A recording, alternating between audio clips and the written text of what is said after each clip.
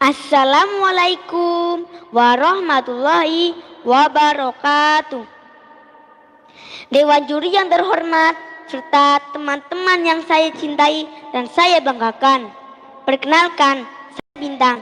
Di sini saya akan cerita berjudul Karomah Sunan Bonang Meluluhkan Brahmana Sakyakirti.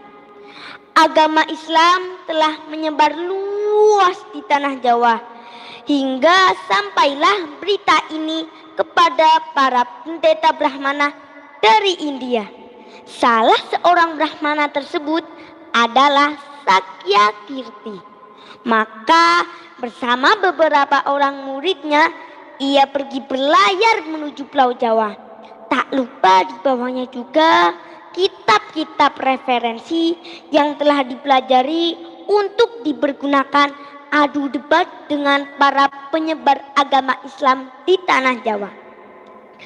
Namun ketika kapal yang ditumpanginya sampai di perairan Tuban, mendadak laut yang tadinya tenang tiba-tiba bergolak hebat. Angin dari segala penjuru seolah berkumpul menjadi satu, menghantam air laut sehingga menimbulkan badai setinggi bukit. Walaupun Brahmana Sakyakirti sudah mencoba menghalau badai tersebut, namun tetap saja kapal yang ditumpanginya tenggelam. Dengan susah payah dicabutnya beberapa batang balok kayu untuk menyelamatkan diri dan menolong beberapa orang muridnya agar jangan sampai tenggelam ke dasar laut. Di tengah keputusasaannya, tiba-tiba di kejauhan ia melihat seorang lelaki berjubah putih sedang berjalan sembari membawa tongkat. Ia dan para muridnya segera berlari menghampiri dan menghentikan langkah orang itu. Lelaki berjubah putih itu menghentikan langkahnya dan menancapkan tongkatnya ke pasir. "Kisana, kami datang dari India hendak mencari seorang ulama besar bernama Sunan Bonang. Dapatkah Kisana memberitahu di mana kami bisa bertemu dengannya?" "Untuk apa kiranya Tuan mencari Sunan Bonang?" "Akan saya ajak berdebat tentang masalah keagamaan. Tapi sayang, kitab-kitab yang saya bawa telah tenggelam. Meski demikian niat saya tak pernah padam. Hahaha. Masih ada beberapa hal yang saya ingat sebagai bahan perdebatan."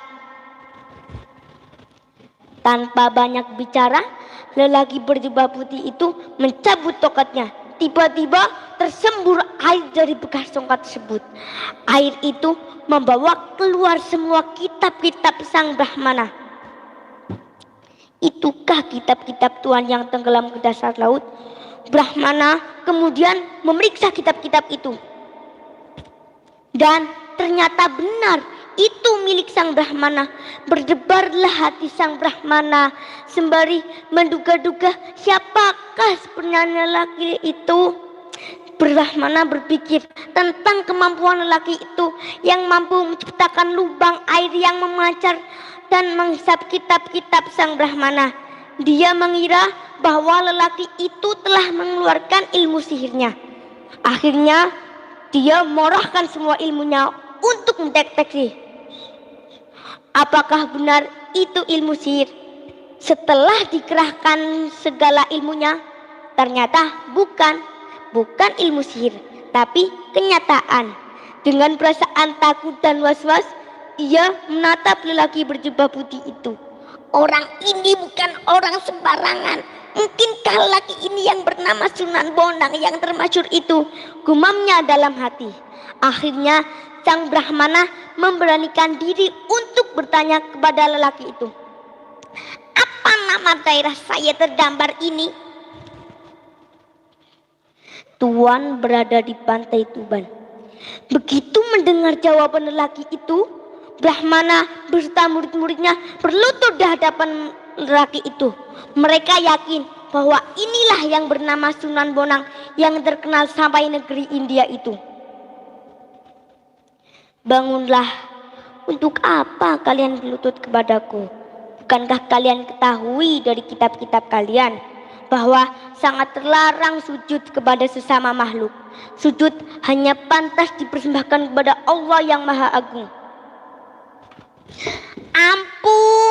Ampunilah saya yang buta ini, tak melihat tingginya gunung di depan mata. Bukankah Tuhan ingin berdebat dengan ngadu kesaktian? Saya tidak berani melawan Paduka. Paduka mampu menciptakan ombak dan badai yang menyerang kapal kami. Kesaktian Paduka tak terukur tingginya. Tuhan salah. Saya tidak mampu menciptakan ombak dan badai. Hanya Allah SWT saja yang mampu menciptakan dan menggerakkan seluruh makhluk. Allah hanya melindungi orang yang mau percaya dan mendekat kepadanya dari segala macam bahaya dan niat jahat seseorang. Setelah kejadian tersebut, akhirnya sang Brahmana dan pengikutnya rela memeluk agama Islam atas kemauannya sendiri tanpa paksaan. Dari kisah tadi kita bisa mengambil hikmah bahwa kita tidak boleh berburuk sangka kepada orang lain, bahkan terhadap orang yang belum kita kenal sekalipun, apalagi